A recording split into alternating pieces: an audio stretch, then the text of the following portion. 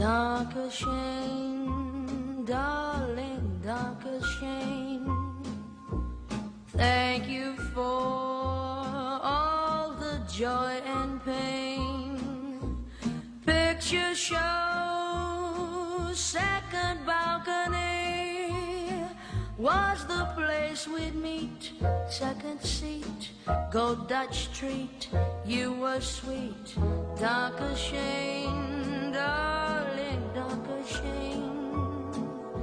Save those lies, darling, don't explain. I recall Central Park in fall, how you tore your dress, what a mess.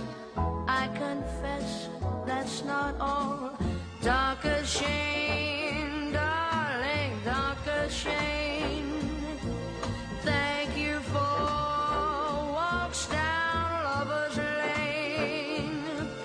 I can see hearts carved on a tree. Let us intertwine for all time, yours and mine. Love is like lightning, it does not ask permission from those it strikes. That was the blinding truth I learned a scant hour before my wedding, and what should have been the moment of my greatest happiness turned into unforgettable sorrow. All because I walked up the certain street fate sooner or later leads everyone, and without knowing it, turned the dangerous corner. How often I had seen it happen in the movies, and read it in countless stories, but I never knew anyone to whom it happened, and least of all did I dream that it would actually happen to me. I'm sorry, you were ahead of me. No, you were. Please go ahead. I don't believe in getting special treatment just because I'm a female. I can wait. So can I. Well, I can't, so you two can settle the matter inside. How long does it take for a door to revolve a second?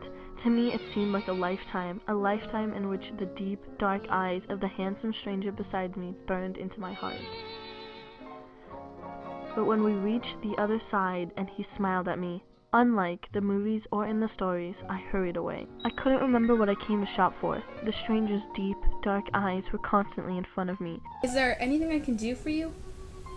What? No. Thank you. Some other time. As I hurriedly got on the down escalator. There he is, but he doesn't see me. There's no reason we should meet again if I can get out of sight before he sees me. As I stared at him, I was afraid he'd hear the pounding of my heart and turn around, but this wasn't a movie or a story, and he didn't dream I was just a few feet behind him. He got off at the main floor and started away. In a moment he would be swallowed up by the crowds as I kept my eyes on him. Oh, I'm tripping! I vainly clutched the air for balance, then was steadied by a pair of strong arms. I didn't need eyes to tell me who had held me so close. Why struggle? It was meant this way. It wasn't meant this way. It couldn't have been more meant this way. But I couldn't struggle anymore either. I didn't say a word as he took my arm and led me from the store. And I still kept silent when he seated me in his car. The food was excellent, but I couldn't swallow a mouthful. The lights were soft and the music sweet, but sweeter than anything I'd ever experienced was to be held in his arms. Are you still going to keep silent, especially after I've given you my life's history since I was 3 months old? He brushed my hair with his lips, lightly, and I felt the floor spinning under my feet. I understand. You feel as I do, as though your life didn't begin until we met a few minutes ago. It was true. For the first time, I really felt alive, but I couldn't confess it. We've wasted too much time in the company of other people. I'm gonna take you where we can be alone and say what we have to say to each other. Soon after, we were in the observatory of the tallest building in the world, alone with the wind in the sky. And the city was so far below us, it looked like a drawing of colored chalk on a blackboard. And it was here that I felt he took me in his arms. If you feel the same way I do, you've been waiting for this moment your whole life. I had been waiting for this moment all my life, but I didn't realize it until now. He didn't wait for me to answer. He didn't need to. One glance at me with his deep, dark eyes told him all he wanted to know. His kiss tore my heart into two. You're crying? Why? Why? Don't you know I love you? I couldn't stand it any longer. I ran. I stumbled into an express elevator just before the doors closed, and as the elevator hurtled down, I felt as if it was snatching me away from the paradise I had strayed into for a few moments. I don't remember how I got home, whether it was by taxi, subway, or walking, but as I opened the door, Donald! Nancy, darling, what happened to you? We had a date an hour ago. I was super worried. The superintendent let me in to wait for you. Did you daydream into forgetting the time, darling? No matter, by tomorrow we'll be married. I'll look after you for the rest of my life. who can tell how love will strike one? As Donald kissed me, my heart wept, for I felt as if Donald, whom I had known all my life, had become a stranger. And in his place, his deep, dark eyes burning into mine, stood the man I had known for only a single hour. But that breathless hour had to be forgotten. How could I hurt Donald, who had been gentle, kind, considerate ever since we met years ago, whose every thought had been for me? You're tired, darling, and nervous about the wedding tomorrow. I should have realized before, but now I understand. Good night, darling. Pleasant dreams. Good night, Donald. When Donald left, I wept. My sorrow was deep, my heartache so hopeless no tears would flow. Why did this happen to me? It was my wedding day. Although we were only going to be married by a justice of the peace with just a few friends present, I wore a wedding gown because I knew how it would please Donald. I waited for him to ring, while my heart seemed to pound to the bursting moment. I can't breathe. Finally, I couldn't stand it any longer. I left Donald a note saying I would meet him in the judge's office and throwing a long duster over my wedding dress. I'll feel better outside. But I felt worse outside, and a force greater than I could control led me straight forward towards a familiar sight. No one will be hurt but myself if I go up there and relive that kiss again, one last time, for always. In a few moments, I was again in the observatory, high above the city. It's he. He came back too. I must run. He mustn't see me. I didn't know what prompted him to turn around. I only knew that I was frozen to the spot as he came towards me, his arms out. Darling, when you ran away from me last night, I thought I would go out of my mind. But I knew you'd come back, and that's why I've waited. You haven't said it, but I know you love me, as I love you. No, darling. Don't say it. Don't torture me. I have no way to listen. Then my coat swung open and...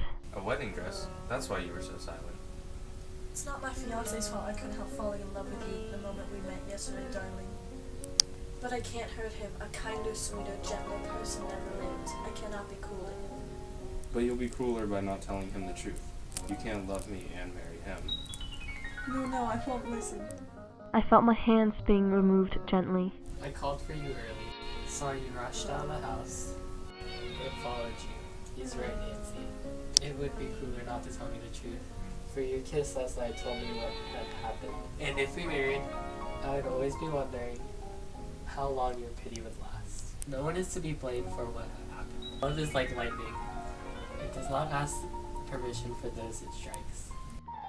We watched the man I was going to marry walk out of our lives. We held each other tightly, for we thought we had lost each other forever. But we could not kiss, not while another's pain was so fresh. We could wait. We had a whole lifetime now.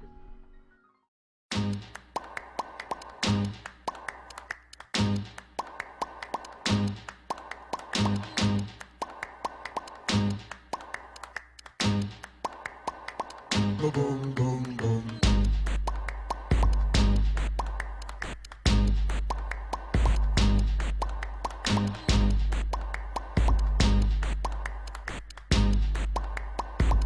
Boom, boom, boom.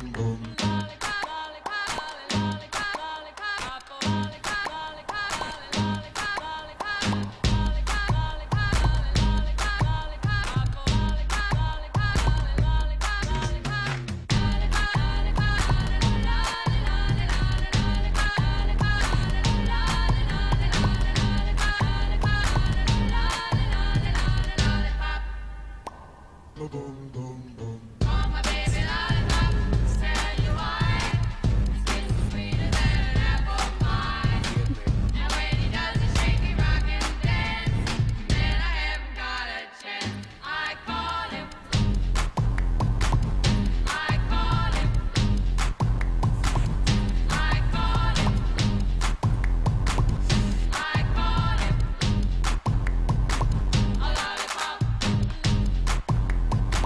I can't throw it. I would always be wondering how long your pee would last.